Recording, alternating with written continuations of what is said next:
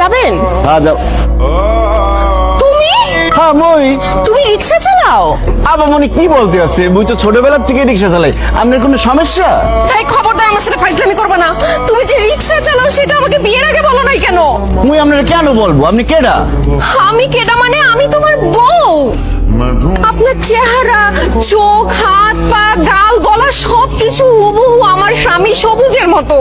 Madam হয়েছে কি, এই দুনিয়াত এক চেহারা 7 জন মানুষ আছে, এর লিগেই আপনার স্বামীর সাথে মোর চেহারা মিলে গেছে, কিন্তু মুই আপনার স্বামী না। দোস্ত বাদ দে তো, তোর স্বামী রিক্সা চালাতে যাবে কেন?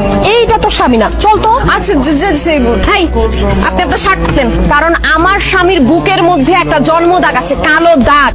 সেই দাগ যদি আপনার বুকের মধ্যে না থাকে তাহলে আমি বিশ্বাস করে নিব আপনি আমার স্বামী না। এই না হাত ধরতো না আমার ধরবো না সাহেব, খবরদার মোরে ধরবেন না, মারুন।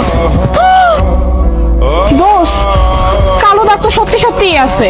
এই সত্যি করে বলেন তো আপনি কে? ধরা যখন পড়ে গেছি আর মিথ্যা কথা বলবো না শান্তি। আমি সবুজ, তোমার স্বামী। আমার চাকরি চলে গেছে তো তাই রিক্সা চালাইতেছিলাম, কি আর করবো বলো।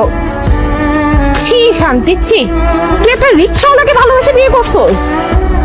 তুই এত সুন্দর একটা মেয়ে, ভার্সিটির সব ছেলে তোকে পছন্দ করতো, আর তুই রিক্সাওয়ালার সাথে সংসার করতেছিস। আমি তো তোর মতো দেখতে এত সুন্দর না, তারপরেও আমার জামাই সরকারি চাকরি।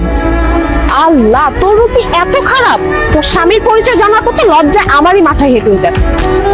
তোর সাথে আমি আর কোনো সম্পর্ক রাখবো না, কারণ আমার জামাই সরকারি চাকরি করে। তোর সাথে সম্পর্ক রাখলে আমার কোনো মান সম্মানই থাকবে না। রিক্সাওয়ালার বউ রিক্সাওয়ালার সাথেই থাকে। রিক্সাওয়ালার আমি বিয়ে করছি না, এটার একটা বিহিত করতেই হবে। এই শান্তি, কি হয়েছে? কান্নাকাটি করতেছিস কেন?